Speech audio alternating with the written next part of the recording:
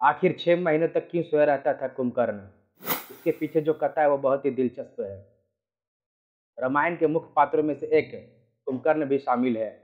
कुंभकर्ण का नाम लेते ही लंबी निद्रा वाला व्यक्ति का ख्याल मन में आ जाता है। लोगों को यह एक मजाक सा विषय भी लगता है, लेकिन क्या आप यह जानते हैं कि कुंभकर्ण का जीवन ऐसा क्यों रहा? जय श्री राम दोस्तों, स्वागत है सभी का मेरे इस वीडियो पर। तो चलिए फ्रेंड्स, बिना देर के वीडियो को आगे बढ़ाते हैं। जब भी कोई कुंभकर्ण का नाम सुनता होगा, उसके दिमाग में एक बहुत अधिक निद्रा में रहने वाले और अधिक भोजन करने वाला व्यक्ति की तस्वीर सामने आ जाता होगा। लोगों को हंसाने वाला रामायण का यह पात्र अपने नाम के कारण नहीं, बल्कि अपने कर्मों और घोर तपस्या से मिले वरदान के कारण खूब प्रसिद्ध है। रामायण में हमें पढ़ने को मिलता है, कुंभकर्ण रावण का छोटा और विभीषण और शूर्पणखा का बड़ा भाई था। उनके पिता का नाम ऋषि विश्रवा और माता का नाम कैकसी था। कुंभकर्ण नाम का मतलब अधिक सोने वाला बिल्कुल भी नहीं है। असल में इसका सही मतलब कुंभ यानी घड़ा और कर्ण का अर्थ है कान। बचपन से ही बड़े कान होने के कारण ही उनका नाम कुंभकर्ण पड़ा था। पौराणिक कथाओं के अनुसार कुंभकर्ण बचपन से ही बहुत शक्तिशाली था और अपने बड़े भाई रावण की तरह तपस्वी भी था। साथ ही वह इतना भोजन करता था कि पूरे नगर का भोजन भी उसके लिए कम पड़ जाता था।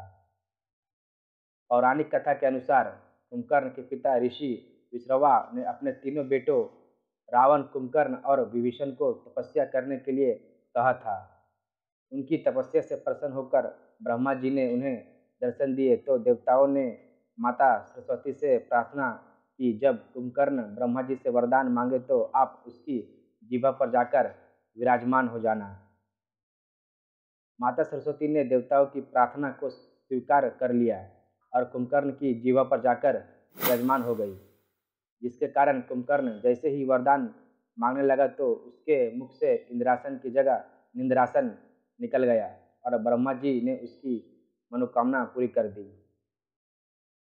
जब कुंभकर्ण को इस बात का पश्चाताप हुआ तो उसने ब्रह्मा जी से अनुरोध करने लगा, तो ब्रह्मा जी ने समय को घटाकर 6 महीने तक कर दिया, जिसके बाद वह 6 महीने के लिए सो जाता था और सिर्फ एक दिन जागता, उसके बाद वापस सो जाता था। कुंभकर्ण को यह वरदान देते हुए ब्रह्मा जी ने यह भी कहा था कि यदि कोई भी उसे बलपूर्वक जगाने की कोशिश करेगा तो वह कुंभकर्ण के जीवन का आखिरी समय होगा। ब्रह्मा जी के यह वचन सत्य हुए। जब रावण युद्ध में प्रभु श्री राम से हारने लगे, तब रावण ने कुंभकर्ण को जबरन जगाया और सहायता मांगी, जिसके बाद उसी दिन युद्ध में कुंभकर्ण की मृत्यु श्री राम के हाथों हो गई। यह कथा भी बहुत प्रचलित है। कुंभकर्ण ने अपने भाइयों के साथ घोर तपस्या की, जिससे ब्रह्मदेव प्रसन्न होकर उनके पास गए और वरदान मांगने को कहा।